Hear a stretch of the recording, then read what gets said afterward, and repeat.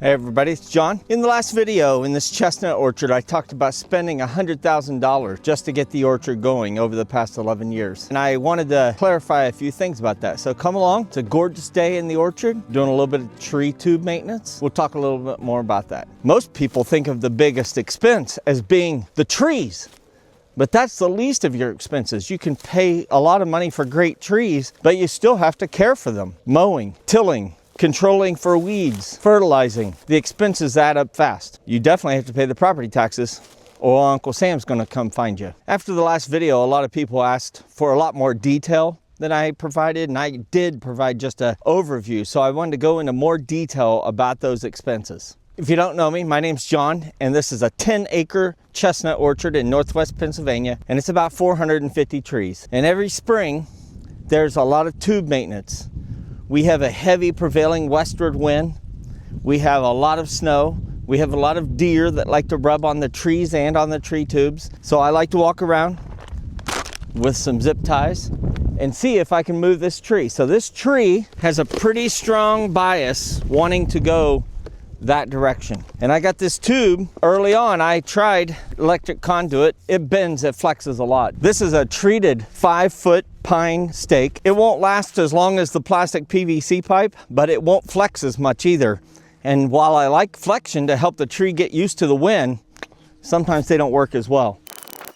The key is to really bury the stake at least a foot, if not a foot and a half down. But I'm gonna try to at least guide it in a little better direction. And that'll definitely pull this stake as the rain and wind comes. Who knows how much help it'll be able to give. One thing I found, if I don't nip off the edge of these, the bear will play with them, and it drives me crazy. And that may not be a problem where you're at, but it is here.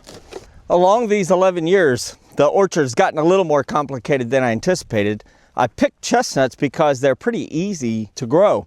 You don't have multiple sprays, such as with other fruit trees like apples and so forth. You don't have to intensively prune them because they grow their fruit on their outermost branch.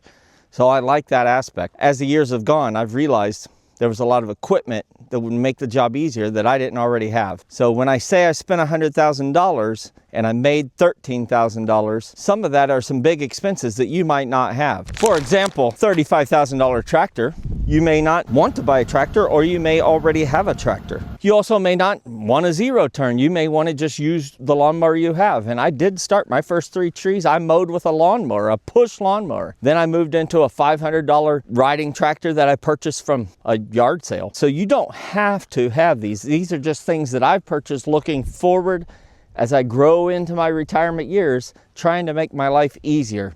The big tractor didn't work out like I hoped, but now I have a big tractor. If I need to till new areas to grow more chestnuts, I have it. If I need to help modify the road, I'll have that. That's some big expenses that you may not have.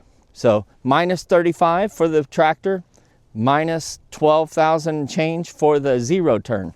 Part of tube maintenance and tree maintenance is finding dead trees. This is a tree that was lifted up by a deer, rubbed, and died. I often leave it one season to see if it'll send up a root sprout. Sometimes they do, sometimes they don't. This is a dead tree. Can't cry over it, just gotta go on. So I have some bare root trees I brought with me from home. I'll dig out where this one was. This one didn't die due to disease, so I'm not that worried about it. Another major expense that I didn't bring up that is part of this, because you see this part of the property, it's 125 acres overall. And the route up here you've seen before, pretty bumpy. And I do have a tractor, but it can be pretty iffy going up that hill and accessing this orchard. And someday I may want to have a U-pick. So along that thought line, I purchased a used skid steer for about $33,000. That was a couple years ago. And we're beginning work on the trails to improve the access up here to the orchard over the summer. Now, definitely that was not mandatory, but what am I doing here? Am I trying to grow something long-term that has all the equipment I'm gonna need? I'll have forks on it. I'll be able to handle heavy containers of chestnuts. I'll be able to lower them into the water bath to control for weevils. So it will be used a long period of time. I justified it, but if I was broke, I don't know that I would have bought that. I certainly didn't need it to start trees, and you don't either. So sorry I kind of misled on that. This is a 2-year-old tree taken out of my own nursery. This is just a hybrid from seeds from this orchard. The snow snapped it off. You know, I don't want to sell something like that, but I know that that tree is going to do just fine because chestnuts really don't mind sending up additional sprouts. In fact, they often want multiple stems anyway. One thing I say in my chestnut orchard, we're not babying them. These trees need to be able to survive. If they don't survive, we'll put another one in its place. If I want long-term trees, I can't have trees that require being babied at every turn, because if they can't handle the cold, well, they can't be here because it's going to get cold here. And if they can't handle the type of soil, well, they can't be here. And if they don't have good blight resistance, well, they can't be here because we got blight. So a 2-year-old tree has good roots, and there's going to be rain in the next day, so I don't have to worry about watering this one in. Nice 3-pound sledge. And I'm just reusing tubes that came out of the orchard. These are Tree Pro tubes. If I had wire cages available right now, I'd be doing wire cages. But like everything in life, I got some things ready and some things I'm not prepared. Into the tube it goes. Another thing brought up in the comments was, you got all the space between the trees. Plant something in between them. Make some money while the trees are maturing. Raspberries, blackberries, hazelnuts, pawpaws. I've heard a lot of suggestions, but that requires even more time and intensive effort. You think the deer are our problem right now with the trees? Good grief, I'd have to fence this all in, and I'm trying to work with nature, and it becomes running another whole farm. And I'm at the phase of life with children and a profession that I don't have time for that complexity. I'm trying to focus on a pure chestnut orchard and doing that one thing to the very best of my abilities. In less than a month, this will be up to my mid-thigh. At the end of the season, it'll be up to my shoulders before it starts receding back down and then going down into the snowpack. I've found fawns in this. I've found turkey nests. And I love working with nature to the best of my abilities while still getting my crop. Now the deer are starting to get a little hungry, and they're not sharing the chestnuts as much as I'd like. Always got to have your hand bypass shears when you're in the orchard to take care of the branches injured by heavy snows, wind, deer, bear. I love Corona. I have no affiliation with them, but I love Corona brand.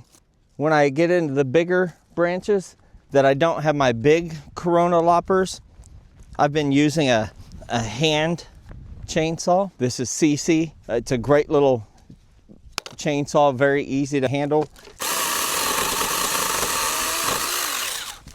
Just like that, you have a clean wound for the tree to heal.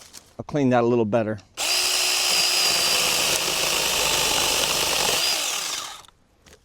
Perfect.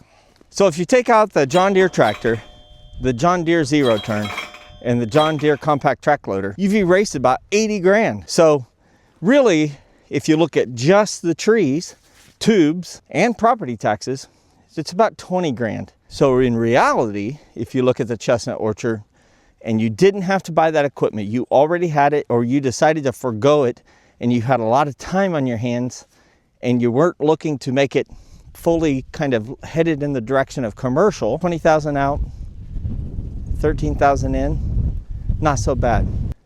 Still not profitable, but you're getting close. So if you look at it just strictly as a business, so far, total failure, but we're getting there. If you subtract all the heavy equipment and the inputs that I put in and just went with the trees, tubes, and so forth, and just kind of said, okay, I own this property, I already have to pay property taxes, I'm not going to include it, you're much closer to making money even at this early phase.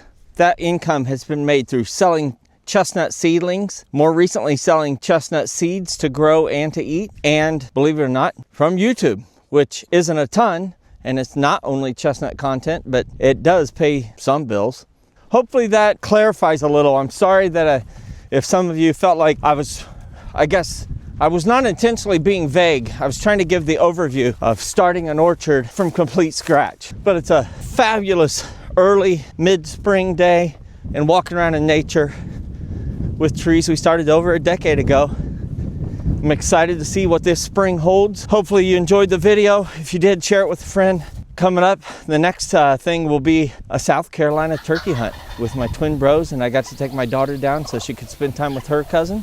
Stay tuned. Plenty of chestnut, food plot, hunting, and general outdoor land management in the future to come. Remember, guys and gals, if you're not out there growing, you're dying. We'll see you on the next one.